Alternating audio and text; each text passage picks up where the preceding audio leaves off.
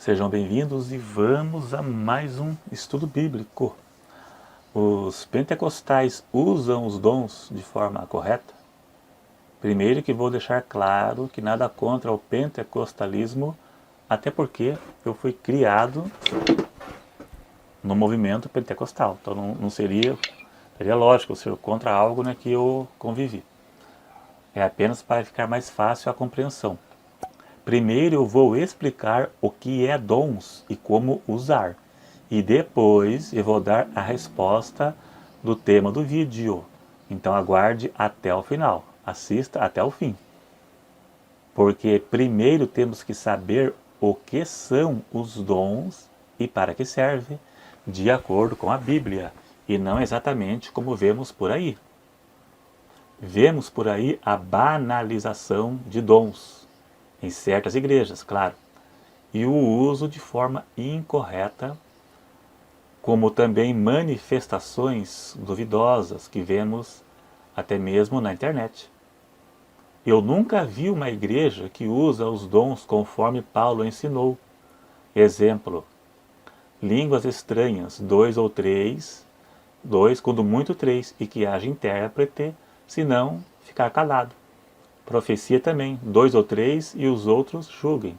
Eu já vi interpretação há muitos anos atrás. Hoje, no estado que a igreja está, até se acabou já. Na igreja de Corinto não havia ordem no culto e no uso dos dons. E Paulo os corrigiu, é só ler lá. Na internet vemos profecias sem nenhum fundamento e que não edifica em nada. É só você ver no YouTube que tem profecia para todo lado. Tudo coisa, muita coisa sem pé e sem cabeça aí. Os dons espirituais, de acordo com a Bíblia, é para edificação, consolação e edificação. 1 Coríntios 14, verso 3. E este versículo serve também como base, até mesmo para provar se são de Deus o que vemos por aí. Tem que estar fundamentado nisso aqui. Os dons são práticas de proveito espiritual para a edificação da igreja ou de uma pessoa específica, e não para profetizar coisas da vida, que se resolve mediante a princípios, a análises de coisas da vida, como compra e venda, será se compro ou não compro, negócio, será se faço ou não faço, profecia para emprego, mandando sair para ir para outro, profetizando casamento, apontando o seu marido que só dá confusão. Eu já falei isso em vídeos passados. Ontem a minha irmã biológica, disse que tem uma igreja, que não vou citar o nome porque ela é bem conhecida, mas não é a Assembleia de Deus e nem a Deus é Amor. Ela disse que contaram para ela que lá eles fazem ajuda, dão cesta básica para os necessitados. E lá tem profecia ou revelação que aponta quem são os necessitados. Revelação não é para isso. Revelação é prática de proveito espiritual, e não para apontar quem são os necessitados. Esse sim, esse não, esse sim, esse não. Isso não existe, isso. Não tem cabimento isso. A profecia pode ser um sermão inspirado pelo Espírito Santo, ou então transmitir palavras espontâneas sob impulso do Espírito Santo a uma pessoa ou à igreja. E todas estão sujeitas a julgamento, conforme Paulo ensinou. Os dons é para edificação da igreja e deve haver fundamento bíblico e estão sujeitas a julgamento. Paulo ensinou. João disse em 1 João 4,1: não creais em todo o espírito, mas provai se os espíritos são de Deus. Porque já muitos falsos profetas têm entrado no mundo. Até mesmo dentro de uma igreja pode haver falsos profetas. Julgar para ver se está em conformidade com a Bíblia. Vemos na internet manifestações estranhas, como o dom do riso, sopro, cair no espírito, o dom da anestesia, sopra uma pessoa doente, ela cai desacordada, sopra a pessoa e a pessoa cai, ou cair no espírito, rugido imitando o animal, e outros que em nada edifica, e serve apenas para escárnio e zombaria.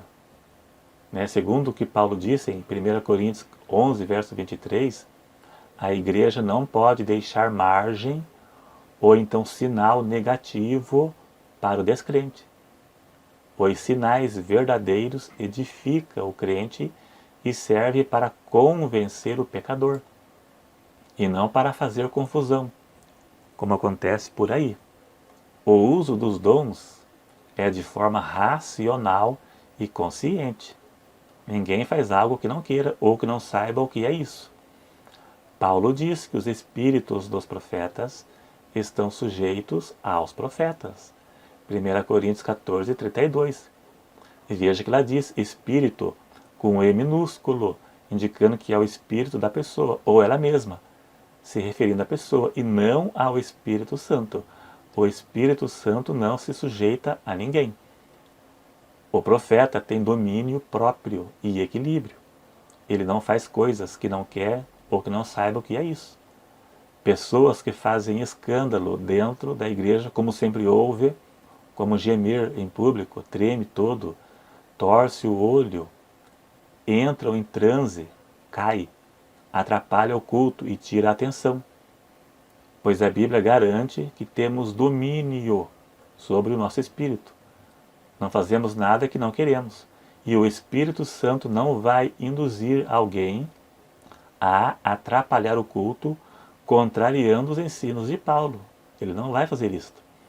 As coisas de Deus é com ordem e com decência, e com propósito. Edifica o crente e evangeliza o descrente. Paulo ensinou que a profecia deve ser falada por 2 ou 3 e depois ser julgada. 1 Coríntios 14, 29. Eu vou contar aqui um fato que aconteceu no fim do ano passado, na Igreja Assembleia de Deus. Nada contra a igreja, eu vou citar o nome para ficar mais fácil a compreensão, que a minha mãe e parte da minha família é de lá. Então tinha um trabalho, eu não me lembro se era da mocidade, não sei mais. Então uma conhecida nossa, eu conheço de vista, mas nunca conversei. É parente de um parente meu. Ela profetizou o culto todo e falou em língua estranha, atrapalhou todo o culto, tirou a atenção. O pregador falava para as pessoas prestar atenção nele, e ela atrapalhou, andou dentro da igreja profetizando e falando em língua e atrapalhando todo o culto. Depois, no dia seguinte, essa moça, mulher já casada, mas é nova ainda, ela teve um surto, ela deu uma crise de loucura na casa dela e queria bater em todo mundo. Levaram ela à força para a UPA, para o posto, à força, agarrada. Tiveram que sedar ela, porque ela estava agressiva. Então, veja, num dia foi dominada pelo Espírito Santo e no outro dia teve um surto. Aí, que espírito será que era esse? E a profecia que ela disse, conforme me contaram, em nada edificou ninguém, não serviu para nada. Então não pode dar margem para as pessoas ficarem profetizando de qualquer jeito, fora dos princípios que Paulo ensinou. Acaba nisso aí, gerando confusão, como sempre gerou por aí. Claro que existe a profecia de Deus, existe a revelação de Deus e existe os dons de Deus. Eu não sou contra, eu sou a favor. Veja que Paulo disse: e se alguém falar língua estranha, faça-se isso por 2 ou, quando muito, 3, e por sua vez, e haja intérprete. Veja bem, 2 ou 3, língua estranha. Mas se não houver, esteja calado na igreja e fale consigo mesmo, porque a língua estranha, conforme Paulo ensinou, edifica apenas a quem fala. Para os outros não serve para nada para quem ouve. Por isso que Paulo diz que se não houver intérprete, falar consigo mesmo, para edificação própria. Da mesma sorte a profecia. Falem 2 ou 3 profetas e os outros julguem. Julgar. A profecia e a língua estranha, se não há intérprete, não deixa margem para julgamento. E se for da carne? E se for um espírito maligno? Como é que fica? Ele prevaleceu. Por isso tem que haver julgamento e intérprete se for língua estranha. E se for profecia, deverá haver julgamento para não dar margem para falsos profetas, conforme João ensinou. Para não crer, mas provar. Por isso que Paulo mandou provar. Para não dar margem para falso profeta dentro da igreja e até mesmo demônios usando crentes que não têm comunhão com Deus, que é o que mais tem. Está cheio disso, eu sei muito bem do que eu estou falando, né? Pessoa profetizando na igreja e em casa é outra coisa. Andando quase pelada no meio da rua aí de shorts apertado. Eu digo porque eu sei que tem e porque eu vejo também. Eu sei muito bem. Então, para encerrar, eu nunca vi uma igreja fazer isto. Eu cresci no pentecostalismo e nunca vi. Até há muitos anos eu vi alguém interpretando uma coisa e outra, mas como no estado que as igrejas estão, né, o Espírito Santo vai se afastando aos pouquinhos, devido ao mundanismo, à apostasia, os interesses pessoais, os interesses financeiros, né, o mundo dentro da igreja, o Espírito Santo vai se afastando. Então não pode dar margem para falsos profetas e falsas línguas estranhas, falsas manifestações, não pode deixar. Né? Até muitas pessoas falando língua estranha, fazendo um coral de língua estranha dentro da igreja, atrapalhando o culto. E até pessoas se jogando no chão, né? E se misturam ali espíritos que nem sabemos a origem, porque não ficou para julgamento dentro da igreja, sabendo que deveriam ser julgados. Muitas coisas que acontecem não edifica ninguém e não convence o pecador, até mesmo por não saber a origem do espírito. Ninguém vai se converter, o pecador não vai se converter porque viu um monte de gente se jogando no chão, gemendo, em transe, com o olho virado, com os dedos travando até. Isso não convence o pecador.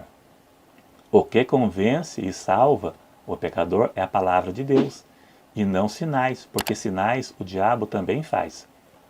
Sinais sem propósito e que não levam a nada.